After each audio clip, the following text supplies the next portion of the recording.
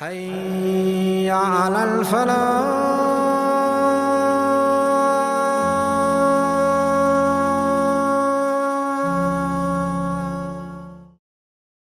أعوذ بالله من الشيطان الرجيم. بسم الله الرحمن الرحيم.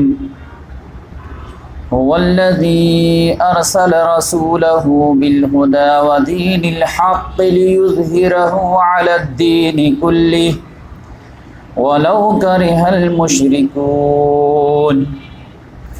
يا أيها الذين آمنوا هل أدلكم على تجارة تنجيكم من عذاب أليم تؤمنون بالله ورسوله وتجاهدون في سبيل الله بأموالكم وأنفسكم ذلكم خير لكم إن كنتم تعلمون.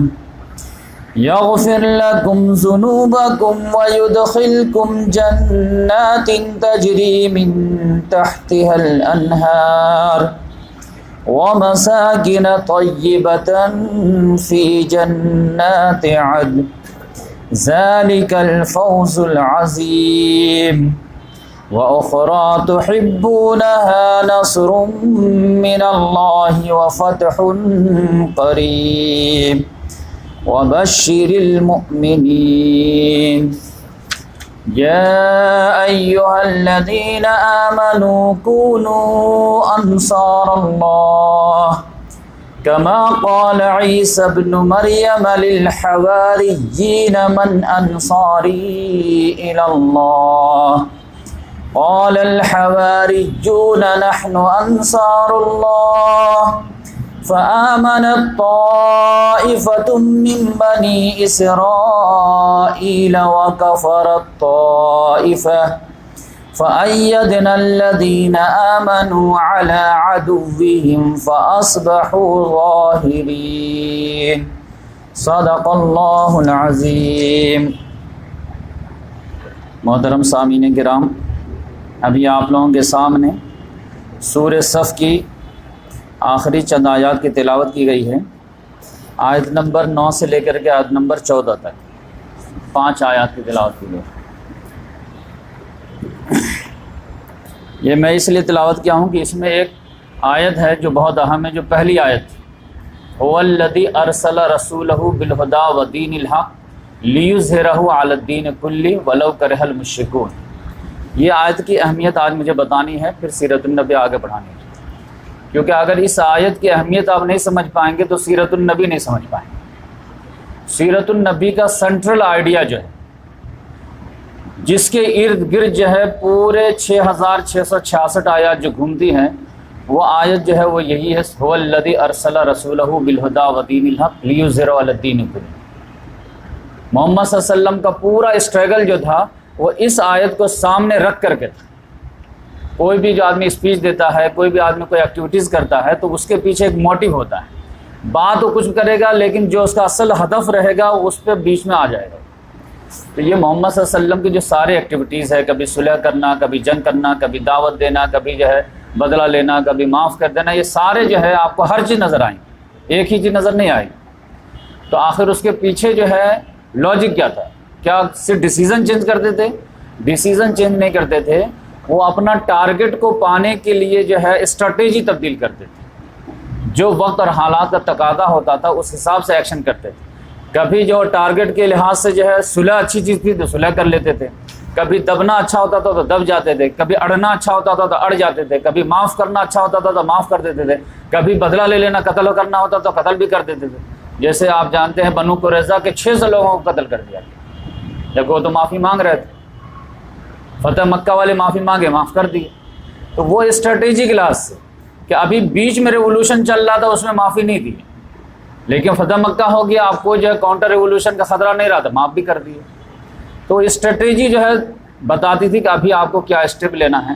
اس لحاظ سے بہت سارے لوگ جب سیرت النبی پڑھتے ہیں یا قرآن پڑھتے ہیں تو اپنے آپ کو کنفیوز پاتے ہیں کہ پتہ نہیں کبھی معاف کرنا ہے، کبھی بدلہ لینا ہے، کبھی کیا کرنا ہے. تو سمجھ میں بات نہیں آتی. تو سمجھ میں بات اس لیے نہیں آتی کہ آپ کو محمد صلی اللہ علیہ وسلم کا ٹارگٹ پتہ نہیں. جبکہ اللہ تعالیٰ نے بار بار ریمائنڈ کیا کہ محمد صلی اللہ علیہ وسلم کا ٹارگٹ ہے، اور خود محمد صلی اللہ علیہ وسلم کو بار بار اللہ نے ریمائنڈ کیا. یہ بات جو اور اچھے لوگوں کو پتہ نہیں ہے، کیونکہ محمد صلی اللہ علیہ وسلم کا ریولوشن کہا گیا کہ آپ اسٹارٹ کیجیے، اور اسٹارٹ کیجیے اور ہم آپ کو گائیڈ کریں گے، اور گائیڈ کریں گے تو کیسے کریں گے؟ وقتاً فوقتاً بتاتے رہیں گے. اب یہ اسٹینڈ لیجیے، اب یہ مومنٹ کیجیے، اب یہ کیجیے. یہ نہیں تھا کہ پورا قرآن ایک ساتھ دے دیا گیا اور اس کے حساب سے اپنا جو ہے لائن طے کر لیجیے، ایسا نہیں تھا. جو وقت اور حالات کا تقاضا ہوگا وہ ہم نازل کریں گے، اس کے مطابق آپ کو گائیڈ دیں گے. تو اس میں آپ سمجھ جائیے کہ یہ هو الذی ارسل رسولہ بالہدیٰ جو تھا، تو وہی اللہ ہے جس نے اپنے رسول کو بھیجا الہدا کے ساتھ، ٹوٹل گائیڈنس کے ساتھ، اور ودین الحق، اور ایک نظام زندگی کے ساتھ، لیظہرہ علی الدین کلہ، تاکہ اس کو تمام باطل دینوں پر غالب کیا جائے. ولو کرہ المشرکون ولو کرہ الکافرون، کافروں کو پسند ہو ناپسند ہو، اس کی پسند ناپسند نہیں دیکھی جائے گی. تو اب یہ سمجھ جائیے کہ اس آیت کی اہمیت کیا ہے. اس سے ٹارگٹ پتہ چل گیا کہ اللہ تبارک و تعالیٰ نے جو ہدایت دیا ٹوٹل، یہ قرآن مجید جو ہے یا دین حق جو دیا گیا ہے، تو یہ اللہ تبارک و تعالیٰ نے دیا کہ اس کو زمین پہ اتارنا ہے. ایک نظام زندگی، کمپلیٹ سسٹم آف لائف ہے. اس میں عقائد بھی ہے، عبادات بھی ہے، رسومات بھی ہے، پھر پولیٹیکل سسٹم بھی، اکنامک سسٹم بھی ہے، سوشل سسٹم بھی. یعنی زندگی کا کوئی شعبہ جو ہے ہدایت سے خالی نہیں ہے ہر معاملے میں. اور پھر اللہ تعالیٰ نے ایک اور ٹارگٹ بڑھا دیا اسے، لیظہرہ علی الدین کلہ. اس کو صرف عرب کے دین پہ غالب نہیں کرنا ہے، دنیا میں جتنے ادیان پائے جاتے ہیں سب پہ اس کو جو ہے سپرمیسی دینی ہے. تو دو ٹارگٹ ہو. تو اس لحاظ سے دیکھیے، اب یہ تینوں آیت جو ہے 3 صورتوں میں نازل ہوئی ہے. ایک سورہ صف میں نازل ہوئی ہے، ایک سورہ فتح میں نازل ہوئی ہے، ایک سورہ توبہ میں نازل ہوئی ہے. اور آپ جو ہے اگر تھوڑے سے باریکی سے میں غور کر رہا تھا تو مجھے بات سمجھ میں آئی کہ آپ دیکھیں جہاں جہاں پہ ایسا لگا کہ یہ ٹارگٹ تھوڑا سا لیکن جا رہا، فوراً اللہ نے یاد نازل کی. کب؟ فرسٹ مرتبہ آپ دیکھیے یہ سورہ صف ہے. سورہ صف میں جو ہے اللہ تبارک و تعالیٰ نے سخت ڈانٹ پلائی ہے مسلمانوں کو. تو یا ایھا الذین آمنوا لم تقولون ما لا تفعلون کبر مقتا عند اللہ ان تقولوا ما لا تفعلون ان اللہ یحب الذین یقاتلون فی سبیلہ صفا کانہم بنیان مرصوص. اے لوگوں جو وہ بات کیوں کہتے ہو جو کرتے نہیں. اللہ کے نزدیک سخت ناپسندیدہ بات ہے وہ جو کہو اور کرو نہیں. اللہ کے نزدیک پسندیدہ لوگ وہ ہیں جو قتال کرتے سب باندھ کر کے گویا شیشہ بھی پلا ہوئی دیوار ہو. تو اب یہ کہاں پہ ہوا تھا؟ یہ جنگ خندق کے بعد تھوڑی سی جو ہے میجورٹی کے لحاظ سے تھوڑے سے جو ہے وہ جذبے میں کمی آ گئی تھی کہ ایسا لگا کہ آپ جو ہے قریش کے اندر دم نہیں ہے، اب دوبارہ پلٹ کے نہیں آئیں گے. تو تھوڑا سا لوز جو ہوئے صحابہ کرام کے ایز اے میجورٹی کے لحاظ سے، اس پر اللہ تعالیٰ نے یہ ڈانٹ سنا دی. جو آپ جو دیکھیں گے کہ اس کے بعد جو ہے محمد صلی اللہ علیہ وسلم ایک غزوہ لے کر گئے تھے ذات السلاسل میں، تو اس میں حضرت عائشہ رضی اللہ تعالیٰ عنہ پہ الزام بھی لگا. پھر وہ جو بھی ہوا تھا عبداللہ بن ابی نے جو کہا کہ جو ہے عزت دار جو ذلیلوں کے نکال باہر کریں گے، جو میں آپ کو پوری اسٹوری سنایا. تو اس کے بعد جو ہے وہ تھوڑے سے جو ہے جذبے میں صحابہ کرام کی تھوڑی سی کمی آئی، جس کے بیس پر اللہ تعالیٰ نے سورہ صف نازل کر دی. سبح للہ ما فی السماوات و ما فی الارض. آسمان و زمین کا ہر چیز اللہ کی تسبیح بیان کر رہی ہے، اللہ کی گن گا رہی ہے. تو آپ بھی کر رہے ہو تو کوئی تیر نہیں مار دے رہا. آپ اپنے لیول کے حساب سے کر کے بتاؤ کہ چرند پرند ہر چیز اللہ کی تسبیح بیان کر رہی ہے، اور تم اللہ کی بڑائی کو نافذ کر کے ہی بتاؤ. تم اشرف المخلوقات ہو، جس کے رتبے سوا اس کے سوا مشکل ہے. تم بھی تسبیح کرو وہ بھی تسبیح کرے، تو تمہارے میں پرندے میں فرق کیا رہا؟ سمندر کی مچھلیاں بھی اللہ کی تسبیح کر رہے، تم بھی اللہ کی تسبیح کرو، تو فرق کیا رہا؟ تم اسپیشل ہو تو اسپیشل کام کر کے بتاؤ. اسپیشل کام کیا ہے؟ وَرَبَّكَ فَكَبِّرْ، اللہ کی کبریائی کو بلند کر کے بتاؤ. تو یہ جو ہے تھوڑے سے جو ہے کمی آ گئی تھی اس جذبے میں، جنون میں. تو اللہ تبارک و تعالیٰ نے یہ نازل کر دیا کہ ارے تم لوگ جو ہے ٹھنڈے کیسے پڑ گئے، سست کیسے پڑ گئے، آپسی میں جو ہے ٹینشن کیسے لینے لگے. یہاں تو تمہارا ٹارگٹ کیا ہے؟ هو الذی ارسل رسولہ بالہدیٰ ودین الحق لیظہرہ علی الدین کلہ. وہ اللہ ہے جس نے اپنے رسول کو بھیجا ہدایت کے ساتھ، نظام زندگی کے ساتھ، تاکہ اس کو غالب کرے. ابھی غالب کا خالی دشمن جو ہے تھوڑا سا ہمت ہارا ہے، لہٰذا کھڑے ہو جاؤ، ٹائٹ ہو جاؤ. اور جب تک دین غالب نہیں ہوتا، ابھی تو مکہ باقی ہی ہے، ابھی تو دشمن ہمت ہار کر کے خالی کیا ہے، لیکن جو ہے فتح تو نہیں ہے، جزیرے نما عرب پر دین چھایا تو نہیں ہے. لہٰذا کیسے سست پڑ گئے، کیسے آرام کے لیے بیٹھ گئے، کیسے نرم بستر کی تلاش کرنے لگے، کیسے آپس میں جھگڑنے لگے. لہٰذا اللہ تعالیٰ نے یہ آیت نازل کر کے جگایا سب لوگ. نہیں، پھر ٹائٹ رہو، جیسے بدر میں تھے، احد میں تھے، ویسے ایک دم چاک چوبند رہو. جب تک یہ ٹارگٹ اچیو نہیں ہوتا تب تک تمہارا مشن کمپلیٹ نہیں ہوتا. تو پھر سب لوگ تیار ہو گئے، اور اس کے بعد جیسے تیار ہوا اللہ تعالیٰ نے ایک ایگزام لیا. ایگزام کب لیا؟ کہ ایک خواب اللہ کے رسول کو دکھا دیا اللہ تعالیٰ نے. اور وہ خواب کیا دیکھے کہ ہم جو ہے صحابہ کرام کے ساتھ جو ہے طواف کر رہے ہیں، عمرہ کر رہے ہیں. اب دشمن کے کچھار میں جا کر کے جو ہے آپ یہ کر رہے ہیں، لہذا کون چلے گا میرے ساتھ؟ تو آپ دیکھیے کہ کتنے لوگ تھے، لیکن صرف 1400 لوگ تیار ہوئے، کیونکہ مکے میں جا کر کے کرنا مکے والوں کو چیلنج کرنے کے مترادف تھا. لیکن اللہ تبارک و تعالیٰ نے وہاں پہ کامیابی دیا کہ ٹھیک ہے وہ عمرہ نہیں کر پائے، لیکن ایک نو وار پیکٹ ہو گیا، سیز فائر ہو گیا 10 سال کے لیے. 10 سال کے لیے کم سے کم جو ہے قریش جو ہے گھٹنے ٹیک دیا کہ ہم ٹیبل پہ بیٹھنے کے لیے تیار ہیں، بولو نیگوشیٹ کرتے ہیں. تو اس کو اللہ تبارک و تعالیٰ نے جیسے ہی جو ہے مسلمان تو سمجھ رہے تھے کہ یہ ہار والا جو ٹریٹی ہوئی ہے، لیکن اللہ تعالیٰ نے کہا نہیں، انا فتحنا لک فتحا مبینا، ہم نے تو تم کو عظیم فتح دیا کہ تمہارا سب سے آرک رائیول جو تھا وہ ٹیبل پہ بیٹھ گیا تمہارے سے معاہدہ کرنے کے لیے. اب تم کو کیا بڑی کامیابی چاہیے؟ اب تو جو چھوٹے موٹے دشمن ہے اس کو آرام سے تم ٹیکل کر سکتے ہو، پھر یہ کبھی جو ہے وعدہ کے خلافی کریں گے، اس کو نپٹ لو گے آپ. تو اس لحاظ سے وہ بہت بڑی کامیابی اللہ تعالیٰ نے دیا. اس کامیابی کے بعد تھوڑے سے مسلمان ٹھنڈے پڑ گئے کہ اب کیا ہے کہ جو قریش جو ہمارا سب سے خطرناک تھا وہ جو ہے 10 سال کے لیے نو وار پیکٹ ہو گیا ہے، تو اب عیش کی زندگی گزارو. آپ کا بہت دن ہو گئے کام کرتے کرتے، تھوڑا سا ریلیکس ہوتے. تھوڑا سا جیسے ریلیکس ہوئے سورہ فتح میں پھر اللہ تعالیٰ نے یہ آیت نازل کر دیا. ریلیکس کا مشن پورا کہاں ہوا؟ ابھی تو دشمن خالی ٹیبل پہ بیٹھا، دشمن ختم کہاں ہوا، دین غالب کہاں ہوا؟ پھر دیکھیے سورہ فتح میں اللہ تعالیٰ نے نازل کیا کہ نہیں کیا؟ آیت نمبر جو ہے 28، هو الذی ارسل رسولہ بالہدی ودین الحق لیظہرہ علی الدین کلہ ولو کرہ المشرکون. وہی اللہ ہے جس نے اپنے رسول کو بھیجا ٹوٹل ہدایت کے ساتھ اور نظام زندگی کے ساتھ. کیوں؟ تاکہ اس کو غالب کیا جائے، تاکہ اس کو نافذ کیا جائے، تاکہ اس کو زمین پہ اتارا جائے. اور کفا باللہ شہیدا، اللہ گواہی کے لیے کافی ہے، مدد کے لیے کافی ہے. اللہ کوئی مدد نہ کرے اللہ مدد کرے. تو اللہ تعالیٰ نے پھر جو ہے جہاں تھوڑا سا نرم پڑے وہاں پہ پھر جذبہ دلا دے، کیونکہ یہ جو ہے مشن جو ہے نظر کے سامنے رہے گی، آپ جو ہے لیزی نہیں ہو. مشن پیچھے جائے گا، آپ جو ہے جذبہ آپ کا ختم ہو جائے. پھر اللہ صحابہ کرام میں جذبہ آ گیا اس آیت کی وجہ سے. پھر لوگ نہیں، ابھی تو ٹارگٹ پورا نہیں ہوا ہے، ابھی ٹھیک ہے وہ تو کامیابی ملی ہے، لیکن ابھی وار تو ختم نہیں ہوا، مشن تو پورا نہیں ہوا. فتح مکہ ہو گیا 8 میں، 8 مکہ فتح ہوا. پھر صحابہ کرام کو لگا کہ اب جو ہے جزیرہ نما عرب پہ اسلام چھا گیا ہے، اب آرام کرو. پھر اللہ تعالیٰ نے سورۃ توبہ میں نازل کر دیا، هو الذی ارسل رسولہ بالہدی ودین الحق لیظہرہ علی الدین کلہ ولو کرہ المشرکون. وہی اللہ جس نے اپنے رسول کو ہدایت کے ساتھ بھیجا، دین حق کے ساتھ بھیجا، تاکہ اس کو غالب کیا جائے تمام ادیان پر. ابھی تو صرف جزیرہ نما عرب پہ ہوا ہے، کیسے بیٹھ گئے تو؟ لہٰذا محمد صلی اللہ علیہ وسلم نے لیٹر لکھنا شروع کر دیا. اب پھر انٹرنیشنل لیول پہ چیلنج جو ہے آپ دیکھیے، جو چینل کھل گیا اور محمد صلی اللہ علیہ وسلم اپنی لائف میں انٹرنیشنل لیول پہ جو ہے مہم لے کے گئے تھے تبوک میں 9 ہجری میں، اور ہرقل سے جو سب سے بڑا سپر پاور تھا اس کو چیلنج کر کے آئے تھے 20 روز. تو اب یہ آپ سمجھ جائیے کہ هو الذی ارسل رسولہ کی کتنی اہمیت ہے. آپ کبھی غور بھی تو کیا کیجئے کہ کس سورے کے اندر یہ آئی ہے. ایسے الٹا پر رہتا تو مکی سورے میں بھی اللہ نازل کر دیتا، لیکن آپ دیکھیں جہاں جہاں تھوڑا سا جو ہے ایسا لگا کہ سائے آف ریلیف لینے لگے، اب تھوڑا بہت دن کام کر لیے، تھوڑا سا آرام کرتے ہیں، اللہ تعالیٰ نے فوراً چنگاری ڈالی. کیسے آرام کرنا؟ ابھی مشن پورا نہیں ہوا، مشن پورا نہیں ہوا، مشن پورا نہیں ہوا.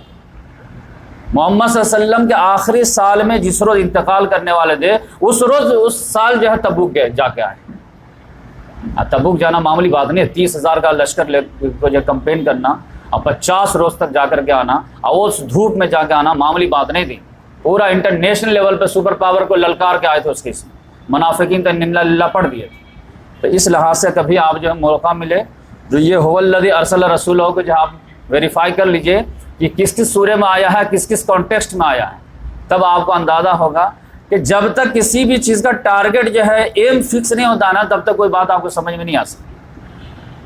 ہر چیز جو ہے وہ ٹارگٹ کے ارد گرد گھومتی ہے. تو اس لحاظ سے یہ محمد صلی اللہ علیہ وسلم کو جو سب سے کلائمیکس ٹارگٹ تو اللہ تعالیٰ نے جو دیا تھا وہ سورہ حدید میں دیا تھا. لقد ارسلنا رسلنا بالبینات وانزلنا معهم الکتاب والمیزان لیقوم الناس بالقسط. ہم نے کتاب اتارے، میزان اتارے، رسول اتارے، سارے اتارے. کیوں اتارے؟ تاکہ دنیا میں عدل و قسط قائم. کس کے ذریعے قائم ہو؟ اللہ تعالیٰ کے فرما بردار بندوں کے ذریعے. اور اگر دنیا میں عدل و قسط قائم نہیں ہے تو کون مجرم؟ خلیفہ اللہ تعالیٰ نے کسی کو بنایا، اب پریکٹیکل میں خلافت آپ نے کسی کے حوالے کر دی. یہ اصل مسئلہ ہے کہ دین کو سمجھنے کا جو ہے، آپ سمجھیے کہ دین قرآن کا کچھ اور ہے اور ہمارے جو ہے سماج کا کچھ اور ہے. اللہ تبارک و تعالیٰ کے ہم کو جو جواب دینا پڑے گا وہ قرآن کے اکارڈنگ دینا پڑے گا، علماء کرام کے اکارڈنگ نہیں دینا پڑے گا. اب تو میڈیا پہ باتیں آنے لگی کہ بھائی علماء کرام کا اسلام اور ہے، قرآن کا اسلام اور ہے. تو اس لحاظ سے جو ہے مسجد میں جو ہے جب ابھی بات چل رہی تھی کہ مندروں میں عورتوں کو جانے دیا جائے، تو اسی میں سوال یہ بھی اٹھا کہ مسجدوں میں عورت کو بھی نہیں جانے دی جاتی ہے. تو بار بار علماء کو ڈیفینس کیسے کرنا پڑا کہ بھائی یہاں کا اسلام اور ہے، سعودی کا اسلام اور ہے، ہمارے مین اسلام میں عورتوں کو پابندی نہیں ہے مسجد میں جانے میں. تو غیر مسلم کے کان کھڑے ہو گئے بھائی انڈیا کا اسلام اور ہے کیا؟ تو وہاں پہ تو مسعود کی ماننی پڑی.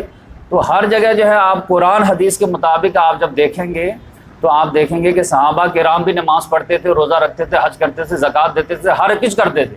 لیکن تھوڑی سی کبھی اس دین کے اقامت میں کمی آ جاتی تھی تو اللہ تعالیٰ کی طرف سے ڈانٹ آ جاتی تھی. تو صحابہ کرام کو جب اللہ تعالیٰ ڈانٹ دیتے تھے تو ہم اور آپ کس کھیت کے مولی؟ ہم سوچتے ہیں کہ ہم نماز پڑھ لیے تو ہم تیر مار دیا، اور جو ہے 2 روپیہ کسی کو دے دیے تو تیر مار دیے. اور دین جو ہے بیڈ ٹو ورس کی طرف جا رہا ہے، مغلوبیت چھائی جا رہی ہے، ہم سمجھ رہے ہیں کہ دین غالب ہو رہا ہے. تو یہ آپ سمجھیے کہ یہ بہت بڑا جرم ہو رہا ہے.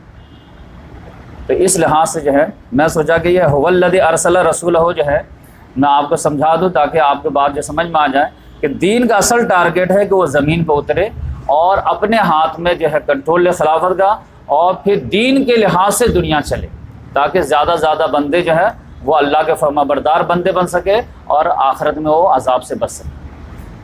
اب سیرت النبی کے پروگرام میں ہم جو پہنچے تھے وہ صلح حدیبیہ تک پہنچے تھے. اسی آیت کے تحت محمد صلی اللہ علیہ وسلم جو سورہ فتح میں ہی آخر میں آ گئی تھی، لاسٹ بنوات آیت ہے یہ، هو الذی ارسل رسولہ، 29 آیت ہے ٹوٹل سورہ فتح میں، 28ویں نمبر کی آیت تھی. اسی میں یہ اللہ تعالیٰ نے پھر یاد دلا دے هو الذی ارسل رسولہ بالہدی ودین الحق لیظہرہ علی الدین کلہ. آپ پورے کائنات کے لیے آئے ہیں، لہذا محمد صلی اللہ علیہ وسلم نے لیٹر لکھنا شروع کیا. تو لیٹر پبلک کو نہیں لکھے، جنتا کو نہیں لکھے، جنتا کے اوپر جو قابض تھے ان کو لکھے، صرف بادشاہوں کو لکھے، اور وہ بھی بادشاہ جو بڑے بڑے بادشاہ تھے ان کو لکھے. تو بہت سارے بادشاہ کے لکھے، لیکن 5 بادشاہ کی طرف سے جو کچھ نہ کچھ جو ہے رسپانس آیا، تو وہ انشاءاللہ میں آپ کے سامنے رکھتا ہوں تاکہ آپ کو بات سمجھ میں آ جائے.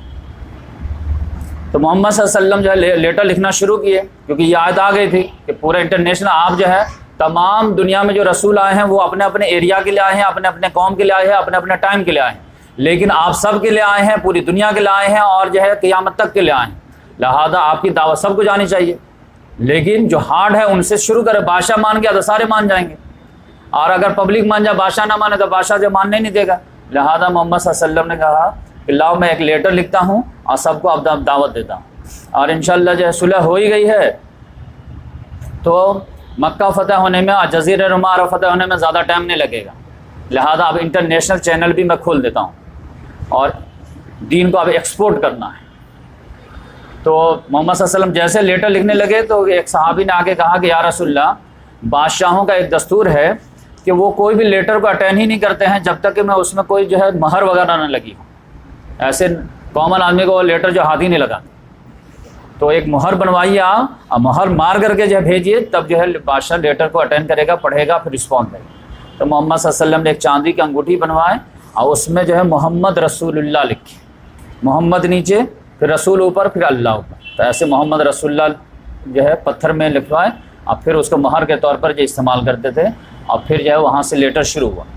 تو سب سے پہلے جو ہے لیٹر بھیجے ان کے پاس، حبشہ کا جو بادشاہ تھا اسحمہ نجاشی، اس کے پاس لیٹر بھیجے. تو وہ جو ہے الحمدللہ بہت پازیٹیو رسپانس دیا، اور بلکہ جو ہے کرسی سے اتر کر کے جو ہے اس نے نام مبارک کو آنکھ سے بھی لگایا اور قبول بھی کیا. اور حضرت جعفر رضی اللہ تعالیٰ عنہ وغیرہ بھی وہیں تھے، تو ان کو بلا کر کے ان کے ہاتھ پہ بیعت بھی کیا. اور پھر ان کو محمد صلی اللہ علیہ وسلم نے لیٹر میں یہ بھی لکھ دیے تھے کہ اگر میری بات سمجھ میں آ جائے تو پھر میرے جو کزن وغیرہ ہیں وہاں پہ جو بہت پہلے آئے ہوئے تھے تمہارے یہاں، تو ان لوگوں کو واپس کر دو، اب ہمارے اچھے دن آ گئے. تو اس نے جو ہے کشتی میں جو ہے روانہ کر دیا حضرت جو ہے جعفر رضی اللہ تعالیٰ عنہ وغیرہ کو اور پھر لیڈیز وغیرہ کو دوسری کشتی میں روانہ کر. حضرت جعفر رضی اللہ تعالیٰ عنہ ڈائریکٹ جو ہے خیبر پہنچے اور عورتیں بچے جو دوسری کشتی میں تھی وہ اتر کر کے پھر مدینہ آ گئے تھے. محمد صلی اللہ علیہ وسلم کو جعفر کو دیکھ کے اتنی خوشی آئی, بولے کہ میں سمجھ نہیں پا رہا ہوں کہ خیبر کی مجھے زیادہ خوشی ہے جعفر کی زیادہ خوشی, اتنا زیادہ جو ہے ان کو. اور یہی اسما نجاشی تھا جو پھر 9 ہجری میں جب محمد صلی اللہ علیہ وسلم تبوک سے واپس آئے ہیں تو رجب میں اس کا انتقال ہو گیا ہے. تو محمد صلی اللہ علیہ وسلم نے اسی روز صحابہ کرام کو خط جو ہے انفارم کیا. تو وہ جو اسما نجاشی کے پاس ہم لیٹر لکھے تھے, آج اس کا انتقال ہو گیا. تو وہ چونکہ مسلمان ہو گیا تھا, اب محمد صلی اللہ علیہ وسلم نے لیٹر میں ہر بادشاہ کے ایک آفر دیے تھے کہ صرف تم مجھے مان لو تو تمہاری بادشاہت میں انٹیکٹ ویسے ہی رکھوں گا, ایسا نہیں کروں گا کہ تم کو اتار دوں گا اپنے کسی صحابی کو بھیج دوں گا کہ یہ ہمارے چیف منسٹر ہیں, تم ہی کو رکھوں گا. تو اتنا تھوڑا سا محمد صلی اللہ علیہ وسلم ان کو دیے تھے, تو لہٰذا وہ تھا. تو محمد صلی اللہ علیہ وسلم نے صحابہ کرام کو بولے کہ آؤ اور اس کے جو نماز جنازہ پڑھتے ہیں. تو اس کی نماز جنازہ محمد صلی اللہ علیہ وسلم نے 9 ہجری میں پڑھے رجب. تو اس وجہ سے امت میں تھوڑی سی کنفیوژن آ گئی کہ غائبانہ نماز جنازہ پڑھنی چاہیے. تو یہ بات سمجھ لیجیے کہ غائبانہ نماز جنازہ جو ہے مناسب نہیں ہے, لیکن حدیث میں تو ہے کہ وہ اسما نجاشی کے محمد صلی اللہ علیہ وسلم پڑھے ہیں, تو جب پڑھے ہیں تو جائز ہونی چاہیے. تو وہ جو لاجک آپ سمجھ لیجیے کہ بہت سارے صحابہ کرام جو ہے محمد صلی اللہ علیہ وسلم بھیجتے تھے. 70 صحابہ کرام کو کسی نے دھوکے سے شہید کر دیا, اور بھی دوسری جنگوں میں محمد صلی اللہ علیہ وسلم کے صحابہ کرام شہید ہوئے ہیں, لیکن محمد صلی اللہ علیہ وسلم نے کسی کی نماز جنازہ نہیں پڑھی غائبانہ, لیکن اسما نجاشی کی پڑھی. اب اس کا مطلب یہ ہے کہ بیچ میں کوئی مسئلہ ہے, ورنہ پڑھنا رہتا تو اپنے صحابہ کے بھی پڑھتے جس کی بھی نہیں پڑھی گئی. تو اس میں آپ جان لیجئے کہ وہ بیچ میں سوچنے کے بعد جو مسئلہ جو کھل کے آتا ہے وہ یہ ہے کہ اگر ہمارے سامنے کوئی ایسے میت کی ڈیتھ کی خبر آتی ہے جس کے بارے میں آپ کو لگتا ہے کہ اس کی نماز جنازہ کسی نے نہیں پڑھی, تو اس کی جو ہے پڑھ دینی چاہیے. لیکن اگر کسی کے بارے میں یہ پتا ہو کہ ہاں وہ چائنا میں مر گیا یا شام میں مر گیا یا عراق میں مر گیا, لیکن وہاں پر لوگوں نے نماز جنازہ اس کو پڑھ کر کے دفنا دیے ہیں, تو پھر اس کی نماز جنازہ غائبانہ پڑھنے کی ضرورت نہیں ہے. ورنہ یہ خواہ مخواہ کا ایشو کریٹ ہو جائے گا, ہر فیملی جائے گی کہ ہمارا بچہ ادھر مرا ہے تو سب لوگ جو ہے پڑھے نماز, تو ایک جو ہے پورا جو ہے ملک میں نماز جنازہ ہی شروع رہے گا, کیونکہ ہر جگہ کوئی نہ کوئی انتقال کر ہی رہا ہے. تو اس لحاظ سے آپ سمجھیے کہ محمد صلی اللہ علیہ وسلم لائف میں صرف ایک غائبانہ نماز جنازہ پڑھے ہیں. تو اس کا مطلب یہ ہے کہ محمد صلی اللہ علیہ وسلم کو پتہ تھا کہ اسما نجاشی کی نماز جنازہ کسی نے نہیں پڑھی ہے, تو لہٰذا ہم پڑھ دیتے ہیں. بقیہ جس کے بارے میں معلوم ہے کہ کچھ لوگوں نے پڑھ دی ہے تو پھر وہ اللہ کے حوالے. تو اس لحاظ سے جو ہے ان کا رسپانس اچھا آیا اور محمد صلی اللہ علیہ وسلم اس مشن میں کامیاب. دوسرے نمبر پہ محمد صلی اللہ علیہ وسلم نے جو ہے مصر میں جو ہے ایک بادشاہ تھا, اس کا نام تھا جریج, اس کا نام تھا مقوقس. تو اس کے پاس لیٹر لکھے تو وہ جو ہے گول مول جو ہے ٹال مول والا جو ہے جواب دیا, لیکن جو سفیر گئے تھے حاتم بن ابی بلتا, تو اس نے جو کچھ تحفے دے کر کے محمد صلی اللہ علیہ وسلم کو منانا چاہا. اب محمد صلی اللہ علیہ وسلم کا لیٹر کا انداز یہ رہتا تھا کہ محمد بن بسم اللہ الرحمن الرحیم اوپر لکھتے تھے, محمد بن عبداللہ یا محمد رسول اللہ کے جانب سے ہرقل کے نام, کسریٰ کے نام, کیسر کے نام, ایسے لکھتے تھے. تو پہلے نام اپنا لکھتے تھے, بعد میں جو ہے اس کا لکھتے تھے, پھر لکھتے تھے سلام علی من اتبع الہدی, اس پر سلامتی ہو جو ہدایت کی پیروی کرے. اور پھر یہ بات بتاتے تھے تم کو معلوم ہونا چاہیے کہ اللہ نے مجھے رسول بنایا ہے, اب میری حکومت تمہاری حکومت تک پہنچ کے رہے گی, لہذا تم جو ہے مان لو مجھے تو عافیت میں رہو گے, ورنہ پھر جو ہے تم تیار ہو. تو وہ میسج میں رہتا تھا. تو بہت سارے بادشاہ جو ہے پازیٹیو رسپانس دیے, بہت سارے نگیٹو بھی دیا, بہت سارے بیچ والا بھی دیا. تو یہ جو ہے بیچ والا دیا, مصر کا جو بادشاہ تھا. اس نے سوچا کہ ان کو ٹھنڈا کرتے ہیں کیسے, تحفے میں کچھ بھیج دیتے ہیں. تو کچھ کپڑے وغیرہ بھیجے, ایک گدھا جو خچر بھیجا جس کا نام دلدل تھا, اور پھر 2 جو ہے باندی کو بھیجا جو بہت خوبصورت تھی اور بہت اچھے گھرانے کی تھی, تو وہ تحفے میں بھیجا. ان کا نام تھا ماریہ قبطیہ, ایک کا نام تھا سیرین. تو ماریہ قبطیہ کو محمد صلی اللہ علیہ وسلم نے اپنے لیے پسند کیا, اور سیرین جو خاتون تھی اس کو حسان بن ثابت رضی اللہ تعالیٰ عنہ. یہی ماریہ قبطیہ ہیں جس سے پھر اللہ تعالیٰ نے ایک بیٹا دیا ابراہیم, جو انتقال کیے تھے اس روز جس روز سورج گرہن یا چاند گرہن لگ گیا تھا. تو یہ جو ہے میں آپ کو سوچا کہ یہ انفارم کر دیتا ہوں. اس کے بعد تیسرا لیٹر جو لکھے ہیں محمد صلی اللہ علیہ وسلم وہ کسریٰ کے نام لکھے. کسریٰ کس کو کہا جاتا ہے؟ دیکھیے کیسر کسریٰ, ایران کا پرانا نام فارس تھا. فارس کا جو بھی بادشاہ بنتا تھا اس کا لقب ہوتا تھا کسریٰ. اور روم کے بادشاہ کا جو بھی جو بادشاہ ہوتا تھا وہ لقب جو ہوتا تھا اس کا ہوتا تھا قیصر. جیسے مصر کا جو بھی بادشاہ ہوتا تھا اس کا لقب ہوتا تھا فرعون، اور حبشہ کا جو بھی بادشاہ ہوتا تھا اس کا لقب ہوتا تھا نجاشی. جیسے انڈیا میں جو بھی ہائی لیول پہ ہوگا اس کو پرائم منسٹر بولا جائے گا، امریکہ میں جو ہوگا اس کو پریسیڈنٹ بولا جائے گا، جرمنی میں جو ہوگا اس کو جو ہے چانسلر بولا جائے گا، سعودی میں جو ہوگا اس کو خادم الحرمین شریفین بولا جائے گا. تو اس لحاظ سے ہر جگہ کا اپنا بادشاہ کا نام تو الگ ہوتا ہے، لیکن ایک لقب دیا جاتا ہے جس سے لوگ اس کو مخاطب کرتے ہیں. تو یہ جو ہے کسریٰ جو ہے یہ ایران کا بادشاہ کا لقب تھا، اور قیصر جو تھا وہ روم کے بادشاہ کا لقب تھا. تو یہاں پر لیٹر لے کر کے گئے، اور ان کا نام جو تھا دہیہ کلبی رضی اللہ تعالیٰ. وہ گئے ہیں تو لیٹر دیے ہیں. لیٹر دینے کے بعد جب اس نے لیٹر کا پڑھو اس کو کیا ہے، تو یہ فارس جو تھے، فارس اور روم یہ دونوں سپر پاور تھے اور آپس میں جنگ ہمیشہ لڑتے رہتے تھے.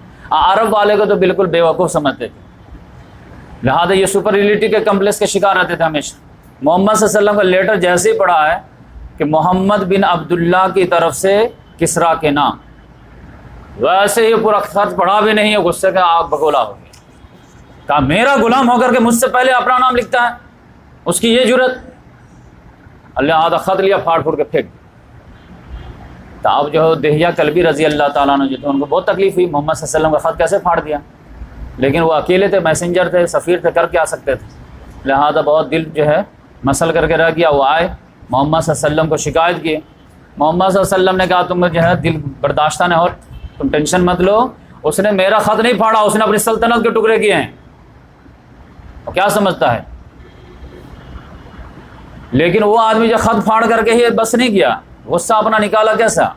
اس نے فوراً لیٹر لکھا کس کو؟ یمن کے گورنر کو. یمن اس کے انڈر میں تھا اس وقت. اور وہ یمن کے گورنر جو اس کا نام تھا بازان کو بولا کہ یہ کون ہے، عرب میں کون آیا ہے محمد نام کا آدمی صلی اللہ علیہ وسلم. کہا اس کو 2 آدمی کو بھیجو، پکڑ کے لاؤ ہمارے پاس. اپنا نام میرے نام سے پہلے لکھ دیا، مجھ کو جو ہے ڈکٹیٹ کرا رہا ہے کہ جو ہے تم میری حکومت کو مان لو، پکڑ کے لاؤ. تو اس کو وہ بازان کو بھی بات سمجھ میں نہیں آیا، 2 آدمی کو بھیج بھی دیا کہ جا پکڑ کے لے آؤ عرب والے کی. وہ آیا 2 آدمی، وہ بھی کانفیڈنس میں، کون ہے محمد؟ ہاں یہ ہے. چلیے بھائی آپ کو بلائیں. کہا کہاں؟ کہا ارے آپ لیٹر لکھے ہیں، آپ کی یہ ہمت؟ چلیے بلا رہے بادشاہ سلام. محمد صلی اللہ علیہ وسلم نے کہا اچھا ٹھیک ہے، کل میں تم کو جواب دیتا ہوں کہ مجھے جانا ہے یا نہیں جانا. کہاں چلیے، اب آپ کو معلوم نہیں بادشاہ کتنا غصہ والا ہے. کہاں ٹھیک ہے کل بتاتا ہوں نا تم.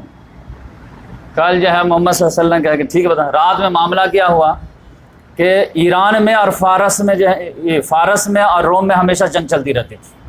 تو روم والے جو اٹیک پہ اٹیک کرتے چلے جا رہے تھے اسی دن جو ہے، اور یہاں تک کہ ایسا لگ رہا تھا کہ پورا فارس کو ختم کر دیں گے روم والے. تو اس میں جو ہے جو خسرو پرویز جو نام تھا کسریٰ کا، اس کی غلطی تھی. تو اس کا بیٹا کو غصہ آ گیا کہ ہمارا باپ جو ہے پورا سلطنت کو ختم کر دے گا، لہذا اس میں رات میں اٹھا اور اپنے باپ کو ہی قتل کر دیا. اسی کی وجہ سے جو ہے معاملہ خراب ہوا. جیسے اکھلیش یادو جو پریشان ہے ملائم سنگھ سے، اسی کی وجہ سے جو ہے معاملہ اتنا سنبھالنا پڑتا. تو اس نے جو اپنے بیٹے باپ کو ہی قتل کر دیا، اب پھر حکومت اپنے ہاتھ میں لے لیا. اب پھر جو ہے پھر جو روم کا جو بادشاہ تھا اس کو کسی طرح ڈیفینس اچھی طرح کر لیا. تو صبح ہو کر کے آئے، وہ دونوں آئے کہ چلیے. کہا کہاں جائیں؟ کہا چلیے خسرو پرویز کے پاس، کسریٰ کے پاس بلایا ہے اس نے، آپ گستاخی کیے ہیں. کہا وہ تو مر گیا. کہا ارے ایسا ہو ہی نہیں سکتا. کہا ارے وہ قتل ہو گیا. کیا بات کر؟ کہاں اس نے بیٹے نے اس کو قتل کر دیا. کہا ایسا ہو ہی نہیں سکتا. کیسا ہوا ہے جا پتہ کرو. وہ گیا پتہ کرنے کے لیے. تو واقعی میں جو خبر آئی ادھر سے جو ہے، وہ شیروا نام تھا اس کا، اس کے بیٹے کا، اس نے خود لیٹر ایک لکھ دیا وہ بازان کے پاس کہ دیکھو میں نے اپنے باپ کو قتل کر دیا ہوں، اب میں کنٹرول میں آ گیا ہوں، تو اب تم میرے انڈر میں کام کرو گے. اور جو لیٹر جو ہے وہ عرب کے آدمی کو جو چھیڑے تھے نا، تو ان کو ایسے رہنے دو جب تک کوئی دوسرا ہم پرمیشن نہیں دیں. تو اس لحاظ سے جو ہے آپ دیکھیں کہ کتنا سپر پاور جو ہے اپنے آپ کو جو ہے دماغی لحاظ سے کتنا سپیریئر تھے کہ صرف 2 آدمی کو بھیجے تھے پکڑ کے لیا. ان کو پتہ ہی نہیں تھا کہ یہاں جو کتنا بڑا ریولوشن بلٹ ہو چکا ہے. یہ 12 ہزار کا لشکر جو ہے ایسے منہ کھا کے کیا ہے، تم کیا کس کھیت کے منہ دیے. تو یہ جو ہے یہ معاملہ ہوا. اس کے بعد جو ہے چوتھے نمبر پہ جو ہے محمد صلی اللہ علیہ وسلم نے ایک جو ہے عبداللہ بن حذیفہ رضی اللہ عنہ، ان کو بھیجے کہاں؟ روم کے بادشاہ کے پاس، جو ہرقل نام تھا اس کا، اور اس کا لقب کیسر تھا، اس کے پاس بھیجے۔ تو وہ ابھی جو ہے روم سے چھوڑ کر کے وہ بیت المقدس میں آیا ہوا تھا۔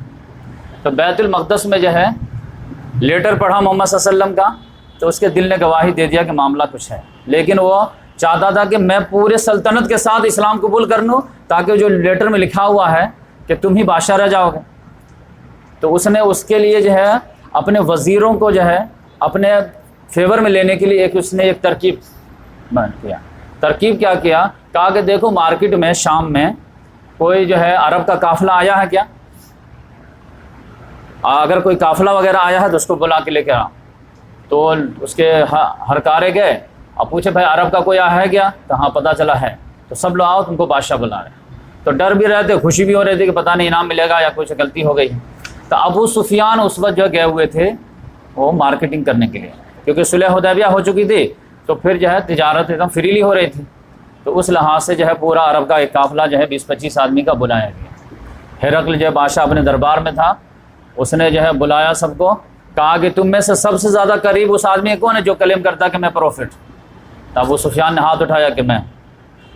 تو ہرقل نے کہا کہ اس کو آگے کرو، ادھر آؤ۔ اب وہ عربی تو جانتا نہیں تھا، کہا کہ تم یہاں کھڑے رہو، اب بقیہ تمہارے جو ہے ساتھی لوگ اس کو پیچھے کھڑا کر دو، ٹھیک ہے؟ اب پیچھے والے کہا کہ دیکھو تم لوگ، یہ اس سے میں کچھ سوال کروں گا، اور اگر یہ صحیح جواب دے تو تم لوگ خاموش رہنا، اور اگر غلط بولے جھوٹ بولے تو تم لوگ ٹوک دینا۔ تو اس نے بڑی ترکیب ایجاد کی۔ اس کے بعد بولے کہ دیکھو اپنا جو ہے ترجمان کو لے کر کے آیا اور کہا کہ میں کچھ سوال کرتا ہوں، تم اس سے پوچھو، اور پھر کیا جواب دیتا ہے۔ اب پیچھے والے تم لوگ تیار رہنا، غلطی رہے فوراً بول دینا، جھوٹ نہ بولے۔ تو اس لحاظ سے اس نے پہلا سوال کیا کہ اس کا نسب کیسا ہے جو تمہارے یہاں، تم رشتہ دار ہو نا؟ کہاں ہم رشتہ دار ہیں اس کے۔ تو اس کا نسب کیسا؟ کہا وہ جو پورے عرب میں سب سے اعلیٰ نسب ہے۔ ایک تو پورے عرب میں قریش سب سے اعلیٰ ہے، اور قریش میں اس کا خاندان بہت اعلیٰ ہے۔ تو اس نے کہا کہ اس سے پہلے اس نے اس کا دعویٰ کیا تھا کیا جوانی وانی میں؟ کہا نہیں، یہ فرسٹ مرتبہ اس کا دعویٰ ہے، فریش کلیم ہے اس کا۔ کہا اچھی بات۔ کہا اس کے باپ دادا میں کوئی بادشاہ گزرا ہے کیا؟ کہا نہیں، کوئی بادشاہ نہیں گزرا ہے، عزت دار گزرے ہیں لیکن بادشاہ نہیں گزرا ہے۔ کہا کہ اس کے دعوت کو لوگ رسپانس جو ہے غریب لوگ دے رہے ہیں یا امیر لوگ دے رہے ہیں؟ تو کہا کہ غریب لوگ دے رہے ہیں زیادہ، جو اتنے جو ہمارے غلام لوگ ہیں، غریب لوگ ہیں، وہ زیادہ رسپانس دے رہے ہیں۔ ابو سفیان نے سوچا کہ یہ ہمارا پازیٹیو کہیں بنے گا۔ پھر اس نے کہا کہ اچھا اس کے ماننے والے جو ہیں اس پہ تم لوگ ظلم کرتے ہو کہ نہیں؟ کہا ہاں کرتے ہیں۔ تو کوئی بھی جو ہے تمہارے تشدد سے اس کے دین سے پھر کے آیا کیا؟ ایک بھی آدمی توڑ پایا گیا اس کے؟ کہا نہیں، اس کے میں سے ایک بھی توڑ نہیں پایا۔ کہا کہ وہ جھوٹ کبھی بولا کیا تم لوگ تو پوری لائف گزارے ہو نا، 40 سال کی عمر میں جو ہے نبوت کلیم کیا ہے، اور ابھی جو ہے 40 سال کے بعد کیا 20 سال کے بعد وہ لیٹر لکھا ہے، تو تمہارے درمیان تو کم سے کم 50-60 سال گزار چکا ہے۔ تو اس نے کبھی تمہارا تجربہ ہے کہ وہ جھوٹ بولے ہوں ادھر دنیاوی معاملات میں، لین دین وغیرہ میں؟ کہا نہیں، جھوٹ کبھی نہیں بولا ہو۔ کہا اچھا وعدہ خلافی؟ کہا وعدہ خلافی بھی آج تک انہوں نے نہیں کیا ہے، لیکن ابھی ہمارا ایک معاہدہ ہوا ہے، اب مجھے 100% چانس ہے کہ اس بار وہ وعدہ خلافی کریں گے۔ تو ابو سفیان کہتے ہیں کہ زیادہ میں صرف جو ہے اتنا ایلیگیشن لگا سکا کیونکہ مجھے ڈر تھا پیچھے والے کا، کہ میں سردار لیول کا آدمی ہوں، اور ان لوگوں نے اگر جو ہے کوئی جو ہے میں جھوٹ بولا اور یہ لوگ کہیں جھٹلا دیے ہم کو، تو پھر ہمارے تو سرداری گئی پانی۔ یعنی اگر اس نے پوچھا کہ کیا وہ جھوٹ بولا کبھی، اب میں بولتے ہاں بولا، یہ لوگ بولا نئے بادشاہ وہ کبھی جھوٹ نہیں بولتے، تو پھر ہمارے نہ یہاں عزت رہے گی نہ عرب میں عزت رہے گی۔ تو اس لحاظ سے یہ پیچھے والے کے ڈر سے جو ہے میں سچی بولنے پہ مجبور رہا۔ زیادہ نمک مرچ اگر لگا پایا تو وہی لگایا۔ تو اس نے جب کہا کہ کبھی وعدہ خلافی کیا گیا، تو ہم نے کہا کہ وعدہ خلافی آج تک تو نہیں کیا ہے، لیکن فیوچر میں چانس ہے کہ ایک بہت کریٹیکل ہم معاہدہ کیے ہیں، وہ لگتا ہے کہ وہ نہیں نبھا پائے۔ کہا اچھی بات۔ اچھا یہ بتاؤ کہ وہ کس چیز کی دعوت دیتے ہیں؟ کہا وہ کہتے ہیں کہ ایک اللہ کو مانو، اب بقیہ سب کو چھوڑ دو، اب باپ دادا کے بھی دین کو چھوڑ دو، اور نماز پڑھو، اور سچائی کو اختیار کرو، پاکیزگی اختیار کرو، پرہیزگاری اختیار کرو۔ تب یہ سارے سوالات جب ہو گئے ہیں، تب ترجمان کو کہا کہ اب تم جو رسپانس دو، بولو دیکھو اس سے بولو کہ میں نے تم سے پوچھا کہ اس کا نسب کیسا ہے، تو تم نے کہا کہ بہت اعلیٰ نسب ہے، تو اس کو بتاؤ کہ نبی جو ہوتے ہیں وہ اعلیٰ نسب ہی میں ہوتے ہیں، گھٹیا لوگوں کو اللہ تعالیٰ نبی نہیں بناتا۔ غریبی الگ چیز ہے اور عزت الگ چیز ہے، تو اللہ تعالیٰ اعلیٰ نسب ہی میں جو ہے اپنے رسول اور نبی کو اٹھاتا ہے، گھٹیا لوگوں کو رسول اور نبی نہیں بناتا ہے۔ میں نے تم سے پوچھا کہ وہ اس سے پہلے جو ہے کبھی کلیم کیا نہیں کیا، تو جو آدمی جوانی میں جنونی نہیں تھا تو وہ بڑھاپے میں کیا جنونی ریولوشنری بنے گا؟ جو ریولوشنری رہتا ہے وہ جوانی میں ڈبل رہتا ہے، دھیرے دھیرے تو ٹھنڈا ہی پڑتا ہے۔ تیسرے نمبر پہ میں نے پوچھا کہ اس کے باپ دادا میں کوئی بادشاہ گزرا ہے کیا؟ تو تم نے کہا نہیں۔ تو اگر ایسا ہوتا تو میں سمجھتا کہ وہ باپ دادا کے کھوئی ہوئی بادشاہت کو جو ہے واپس لانا چاہ رہا، تو اس وجہ سے وہ جو ہے ایک نیا دین کے نام پہ جو ہے اپنے امپائر بلڈ کرنا چاہ رہا ہے، اور وہ کھوئی ہوئی میراث کے لیے اسٹرگل کر رہا۔ تم نے کہا نہیں، اس کے باپ دادا میں کوئی بادشاہ نہیں گزرا۔ پھر میں نے تم سے سوال کیا کہ اس کے لوگوں جو ہے مان کون رہے، غریب مان رہے یا امیر مان رہے؟ تو تم نے کہا غریب۔ تو یہ جان لو کہ شروع میں دین کو جو ہے گلے لگانے والے غریب ہی ہوتے ہیں۔ بادشاہ جو امیر لوگ جو رہتے ہیں وہ تو غفلت میں رہتے ہیں، وہ تو عیش میں رہتے ہیں، وہ بات کہاں رسپانس سنتے ہیں۔ غریب لوگ سنتے ہیں تو وہ رسپانس دیتے ہیں۔ میں نے تم سے پوچھا کہ جو لوگ قبول کر لیے ہیں تو کوئی لالچ میں آ کر کے، کوئی دباؤ میں آ کر کے کوئی جو ہے دین سے پھرا ہے کیا؟ تم نے کہا نہیں۔ تو جان لو کہ وہ ایمان کی حقیقت ہی یہی ہے، جس دل میں گھر بنا لیتی ہے تو وہاں سے اجڑ نہیں پاتی، چاہے تم جو ہے جان لے لو یا کچھ بھی کرو۔ موسیٰ علیہ السلام پہ بھی جو ہے جادوگروں نے ایمان لایا تھا تو جان دے دیے تھے، لیکن کوئی ایک پھرا نہیں۔ پھر میں نے تم سے سوال کیا کہ وہ جھوٹ بولے کیا؟ تو تمہارے زندگی کے کسی میٹر میں مذاق میں بھی جھوٹ نہیں بولے، تو وہ اللہ تعالیٰ کے اوپر کیسے جھوٹ بول دے گا کہ اللہ نے مجھے رسول بنایا ہے؟ پھر میں نے تم سے پوچھا کہ وعدہ خلافی کیے کیا؟ تو نہیں کیے۔ تو آپ جان لو کہ جب آدمی جو ہے اتنے بڑے معاملے میں وعدہ خلافی نہیں کرتا تو کتنا اعلیٰ انسان ہوگا۔ پھر میں نے تم سے پوچھا کہ وہ اس کی تعلیم کیا ہے؟ تو تم نے بتایا کہ سارے اچھی تعلیم۔ تو یہ آخر تک ابھی جملہ آ ہی رہا تھا کہ وہ وزیر لوگ جو ہے وہ سمجھ گئے کہ یہ گیم کچھ اور ہو رہا ہے، یہ ایک دم پازیٹیو کیسے چل رہا ہے؟ اس کا مطلب ہے یہ کہ کنونس ہو گیا ہے، یہ صرف ہم کو میسج پاس کرنا چاہ رہا ہے، ڈائریکٹلی نہیں انڈائریکٹلی۔ لہذا ان کے ناک بہت چڑھنے لگے اور ناک سے آواز آنے لگے ایسے، تب جو ہے وہ سب دیکھ لیا کہ ناک کو سب چڑھا رہا، تب وہ جو اپنا معاملہ واپس لے لیا، کیا بھائی تم لوگ جاؤ، بات ہو گئی۔ تو یہ جو ہے وہ اس کی خواہش جو شدید تھی وہ کیا تھی کہ ہم کو جو بات سمجھ میں آ گئی ہے وہی ہمارے وزیروں کو بھی بات سمجھ میں آ جائے، اور پوری سلطنت ہم لوگ جو اسلام قبول کر لیں تاکہ ہماری بادشاہت انٹیکٹ باقی رہے۔ یہ چیز اس کے پاؤں کی بیڑی بن گئی اور وہ اسلام سے محروم رہ گیا اور جنت سے محروم رہ گیا۔ یہی وجہ کہ اس کو کتنی حقیقت تھی آپ سمجھ جائیے کہ غزوہ تبوک میں محمد صلی اللہ علیہ وسلم اس کو گھر تک جا کر کے للکارے ہیں، تبوک تک اس کی حکومت تھی، شام پہ پورے اس کی حکومت تھی، اور محمد صلی اللہ علیہ وسلم صرف جو ہے 30,000 کا لشکر لے کے گئے تھے، اور اس کے بعد 2 لاکھ کی فوج تھی۔ جبکہ اس سے پہلے آپ جانتے ہیں کہ غزوہ موتا میں آیا ہے، ٹکرایا ہے، 3 مین صحابہ کرام کو شہید بھی کیا ہے، حضرت زید بن حارثہ شہید ہوئے، حضرت جعفر طیار شہید ہوئے، عبداللہ بن رواحہ شہید ہوئے، اور غزوہ موتا کا بدلہ ہی لینے کے لیے محمد صلی اللہ علیہ وسلم گئے تھے، اور وہ 2 لاکھ کی فوج لے کر کے آ گیا کہ اچھا ٹھیک ہے آپ آ رہا تو ہم دیکھ کے ٹکراتے ہیں، تبوک میں ہم ٹکرا جائیں۔ لیکن جیسے اس کو پتا چلا ہے کہ کون لیڈ کون کر رہا ہے، کہا اس بار جو ہے کسی آدمی کو نہیں بھیجے ہیں، محمد خود آئیں، تو وہ پھر جو پیدرا دکھانے لگا، دایاں بایاں واپس نکل گیا۔ آج تک فلاسفی اور سیرت پڑھنے والا اس بات کا جواب نہیں دیا کہ ہرقل کے بعد 2 لاکھ کی فوج تھی، وہ 30 لاکھ کی فوج سے کیوں نہیں ٹکرایا؟ 20,000 یا 30,000 کیوں نہیں ٹکرایا؟ تو صرف اس بات پہ کہ اس کو معلوم ہو گیا تھا کہ یہ جو 20,000 کی فوج یا 30,000 کی فوج لے کر کے آئے ہیں، اس کو جو کمانڈ کر رہے ہیں وہ محمد صلی اللہ علیہ وسلم کر رہے ہیں، رسول کر رہے ہیں، اور رسول کو نہیں ہرایا جا سکتا۔ لہٰذا وہ سپر پاور ہونے کے باوجود یہ انسلٹ فیل کیا، لیکن وہ جان بچا کے نکل گیا۔ اور محمد صلی اللہ علیہ وسلم 1-2 دن نہیں، 30-20 دن تک وہاں پہ رہے۔ آؤ ہمت ہے تو 15 دن جانے میں لگے تھے، 15 دن آنے میں لگے تھے، 20 دن وہاں، 50 دن کا پورا جو سفر تھا۔ تو اس لحاظ سے آپ سمجھ جائیے کہ وہ جو ہے بادشاہت کے چکر میں، آپ بادشاہ بننے کے بعد کتنے دن جی پہ آیا ہوگا، لیکن اس کے قسمت میں جو ہے ایمان نہیں تھا، وہ جو ہے یہ محمد صلی اللہ علیہ وسلم بولے کہ دیکھو تم ایمان لے آؤ ورنہ جو ہے ہماری حکومت تمہارے قدموں تک پہنچ کے رہے گی۔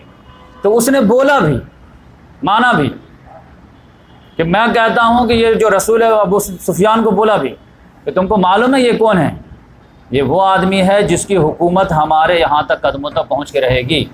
اب محمد صلی اللہ علیہ وسلم تو اور بھی بولے تھے کہ تمہارے قدموں تک ہی نہیں پہنچے گی بلکہ گھوڑے اور اونٹ کے قدم جہاں تک پہنچ سکتے ہیں وہاں تک پہنچے گی۔ یعنی پھر سمندر اگر آ جائے اور پھر راستہ نہ ہو تو الگ بات ہے، ورنہ خشکی تک تو ہمارے صحابہ کرام ہی پہنچا دیں۔ تو جب ابو سفیان وہاں سے نکلا ہے تو آپس میں جو اس کے 20-25 لوگ تھے کہہ رہا تھا کہ یہ ابو کبشہ کا بیٹا کتنا زیادہ پاورفل ہو گیا کہ ہرقل جو ڈر رہا اس سے۔ ہرقل نے کہا تھا کہ کاش مجھے موقع ملتا تو میں اس کے قدموں میں جاتا ان کے پاؤں دھوتا۔ کہا یہ ابو کبشہ کا بیٹا۔ ابو کبشہ جو ہے حلیمہ سعدیہ کے شوہر کا جو ہے لقب تھا۔ کسی کو اگر جو ہے تعریف نہ کرنی ہو، گھٹیا الفاظ استعمال کرنے ہو تو اس کے خاندان میں سے کوئی گھٹیا آدمی کا نام لے لو۔ تو وہ کہا کہ ابو کبشہ کا بیٹا کہ دیکھو رتبہ کتنا ہو گیا، ہم لوگ تو ایک دم لائٹلی لے رہے ہیں لیکن یہاں تو پتہ چلا سپر پاور ہل رہا اس۔ تو اس طرح سے یہ چوتھا رسپانس ہوا۔ پانچواں جو ہوا جس کی وجہ سے غزوہ موتا ہو، وہ کیا ہوا؟ بلکہ اسی میں وہ ایڈ کرتے ہیں کہ یہ ہرقل نے جو ہے کچھ تحفے تحائف بھی دیے یہ عبداللہ بن حذیفہ رضی اللہ تعالیٰ عنہ کو، اور یہ لے کر کے آ رہے تھے تو وہ راستے میں جو ہے ایک قبیلے والے نے جو لوٹ لیا تو وہ آ کر کے محمد صلی اللہ علیہ وسلم سے شکایت کیے تو محمد صلی اللہ علیہ وسلم نے زید بن حارثہ کو 5 صحابہ کرام کو جمعیت دے کر کے بھیجے کہ جا کر اس کا دماغ ٹھیک کرو۔ تو جا کر کے پورا سارے کو دماغ ٹھیک کرو۔ اس کے بعد پانچواں جو معاملہ ہوا وہ تھا ایک شہر ہے عراق میں بصرہ، ایک بصرہ شہر ہے، وہ تو حضرت عمر رضی اللہ بنوائے تھے، ایک بصرہ شہر پہلے سے تھا۔ وہاں پر جو ہے ایک صحابی کو بھیجے محمد صلی اللہ علیہ وسلم نے، حارث بن عمیر ازدی کو، کہ جاؤ اس کو بھی لیٹر دو اور اس کو بھی جو ہے دین کی دعوت دینی ضروری ہے، کیونکہ میں جو گلوبل رسول ہوں، میں تو لوکل رسول نہیں ہوں، نہ نیشنل ہوں، انٹرنیشنل ہوں۔ وہاں پہ جو گئے تو یہ ہرقل ہی کے انڈر میں ایک جو ہے حاکم تھا، وہ جو ہے شرحبیل بن عمرو، وہ بلقان کا حاکم تھا۔ بلقان کا حاکم تھا، اس نے جو ہے ان کو پکڑ کر کے جو ہے نا قید کر کے جو ہے قتل کر دیا، حارث بن عمیر ازدی۔ اور سفیر کا قتل جو ہے وہ اعلان جنگ ہوتا ہے، لہذا محمد صلی اللہ علیہ وسلم کو جو غصہ آیا کہ ہمارے جو ہے سفیر کو کیسے اس نے قتل کر دیا، لہذا بولے کہ 3000 کی فوج تیار کی تاکہ جاؤ اور اس کا بدلہ لے کر کے آؤ۔ اس میں محمد صلی اللہ علیہ وسلم کو پورا لگ رہا تھا کہ معاملہ جو ہے بدلہ لینا ضروری ہے لیکن مہم بہت خطرناک ہے۔ حضرت خالد بن ولید رضی اللہ تعالیٰ نے ایمان لا چکے تھے لیکن ابھی نئے تھے، لہذا محمد صلی اللہ علیہ وسلم نے کہا کہ جو ہے کمانڈر ان چیف جو رہیں گے وہ زید بن حارثہ رہیں گے، اور اگر یہ شہید ہو جائیں تو پھر جعفر طیار جو ہے کمانڈ کریں گے، اور جعفر طیار بھی اگر شہید ہو جائیں تو پھر عبداللہ بن رواحہ کمانڈ کریں گے، اور اگر یہ بھی شہید ہو جائیں تو پھر تم جس کو چاہنا تھا اپنا کمانڈر چن لینا۔ اب اس سے آپ اندازہ لگائیے کہ محمد صلی اللہ علیہ وسلم کا مائنڈ کدھر تھا۔ محمد صلی اللہ علیہ وسلم کا پورا جو ہے یہ تھا کہ خالد بن ولید ہی لیڈ کر سکتے ایسے معاملے کو، لیکن ابھی بالکل نئے آئے ہیں تو بہت سارے صحابہ کرام کو تکلیف ہو سکتی ہے کہ ابھی نئے آئے، ابھی کیسے ان کو کمانڈ ہی دے دی ہے۔ لہٰذا محمد صلی اللہ علیہ وسلم نے کہا کہ پہلے یہ اس کے بعد تم کو جو مرضی ہو کرنا۔ تو پھر یہ لوگ گئے، جیسے ہی پہنچے ہیں وہاں پہ ویسے یہ ہرقل جو ہے وہ 1.5 لاکھ کی فوج لے کر کے آ گیا۔ تو پھر یہ معاملہ ہوا کہ ارے ہم تو سوچے تھے کہ جس گاؤں والے نے، جو بلقان والے نے کیا اس سے ٹکرانا ہے، 3000 کی فوج بہت ہے، لیکن یہ کیا پتا کہ بلقان کے جو ہے پروٹیکشن کے لیے جو ہے پورا رومن امپائر اٹھ کے آ جائے گا، 1.5 لاکھ آ جائے گا۔ لہٰذا یہ سچویشن تو آکورڈ ہو گئی، لہٰذا کیا کریں؟ تو مشورہ کیا کہ بھائی واپس چلتے ہیں، ہم محمد صلی اللہ علیہ وسلم کو حالات بھی بتا دیں گے، اور اگر محمد صلی اللہ علیہ وسلم پھر بھی کہیں گے نہیں لڑنا ہے تو کہیں گے تھوڑی سی اور فوج دے دیجیے، 5-10 ہزار تو کم سے کم دیجیے۔ لیکن عبداللہ بن رواحہ رضی کہا نہیں، ہم لوگ کس لیے آئے ہیں، ہماری زندگی کا مقصد کیا ہے، جینا یا مرنا۔ صاحب نے کہا شہادت ہے مطلوب و مقصود مومن، نہ مال غنیمت نہ کشور کی شاید، ہم تو اللہ کے راہ میں مرنا چاہتے ہیں، ہم تو شہادت کے متمنی ہیں، ہم تو شہادت چاہتے ہیں۔ تو پھر شہادت دیکھ رہے ہو تو پھر پیچھے کیوں بھاگ رہے، بس گو ہیڈ تو گو ہیڈ۔ تو اس لحاظ سے وہ جذبے میں سب لوگ آ گئے اور ٹکرا گئے۔ اب کہاں 3000 اور کہاں 1.5 لاکھ، آٹے میں نمک کے برابر، لیکن بڑی پامردی سے جو ہے صحابہ کرام لڑے، لیکن ان لوگوں نے بار بار اٹیک مین ہی جو ہے چیف کمانڈر ہی پہ کر دیے، تو لہٰذا جو ہے زید بن حارثہ رضی اللہ تعالیٰ عنہ شہید ہوئے۔ انہوں نے کہا بھائی تم لوگ پیچھے بیٹھو، ہم پہلے لڑ کے آتے ہیں، یہاں پہ تو سب کو شہادت ہی ملنے والی ہے، لیکن پہلے میں اس کے بعد کوئی اور۔ تو اس کے بعد جیسے ان کا جھنڈا گرنے لگا تو پھر جو جعفر طیار کھڑے ہو گئے اور انہوں نے لیا، وہ بھی پامردی سے 80 زخم آئے تھے کم سے کم ان کے، لیکن جب تک جان میں جان تھی جو ہے جھنڈا کو جھکنے نہیں دیا۔ پھر وہ جب شہید ہو گئے تو پھر عبداللہ بن رواحہ لے لیے، جیسے محمد صلی اللہ علیہ وسلم نے پورا لین بتایا تھا۔ پھر ان کے بعد جب یہ معاملہ ہوا وہ بھی شہید ہو گئے، تب لوگوں نے پھر میٹنگ کیا کہ بھائی کیا کیا جائے، اب کون لیڈ کرے گا، کمانڈر آف چیف کون رہے گا۔ تب سارے لوگوں کی نگاہ اٹھی کہ خالد بن ولید کو بنائیں۔ اب چونکہ محمد صلی اللہ علیہ وسلم کا آرڈر تھا کہ اب اس کے بعد تمہاری مرضی، تم جس کو چاہو بنا سکتے، لہٰذا خالد بن ولید تو لے بھی نہیں رہے تھے، لیکن انہوں سب لوگوں نے کہا نہیں آپ لیجئے آپ لیجئے، تو انہوں نے کمانڈ میں لیا۔ پھر وہ تو محمد صلی اللہ علیہ وسلم کے بعد سب سے زیادہ اگر جینیس کمانڈی فیلڈ میں ہے تو وہ انہی کا ہے۔ آج بھی بڑے بڑے یورپ کے اسکولوں میں، ملٹری اسکولوں میں ان کے جو اسٹریٹجی پڑھائی جاتی ہے، انہوں نے بڑی حکمت عملی کے ساتھ کسی طرح سے پورے صحابہ کرام کو 3000 کو بچا کر کے اس چنگل سے نکال لیا۔ 1.5 لاکھ کی پوری فوج چاروں طرف سے اس 3000 کو گھیر لی تھی۔ یہ معاملہ بڑی نازک تھا۔ خالد بن ولید سمجھ گئے، تو وہ جو ہے وہ ریئلٹی کو ماننے والے تھے کہ بھائی شہادت ہے، لیکن شہادت جو ہے فروٹفل ہونا چاہیے، ایسے ٹکرا کے مر جانا تو اچھی بات نہیں ہے۔ لہٰذا ابھی بہترین یہ ہے کہ اگر ان کے چنگل سے بچ جائیں نا ہم لوگ تب بھی بہت بڑی بات ہے، پھر محمد صلی اللہ علیہ وسلم سے مل جائیں گے، پھر محمد صلی اللہ علیہ وسلم سے اور فوج لیں گے، پھر اسٹریٹجی دوسرا لانچ کریں گے، پھر ہم کو اس اصل میں تو مین مقصد دین کو غالب کرنا ہے، دین کے غالب کرنے میں جان جائے تو وہ بہت اچھی بات ہے۔ لیکن پتہ چلا کہ کھایا پیا کچھ نہیں، گلاس میں باہر آنا، تو ایسا نہیں ہونا چاہیے۔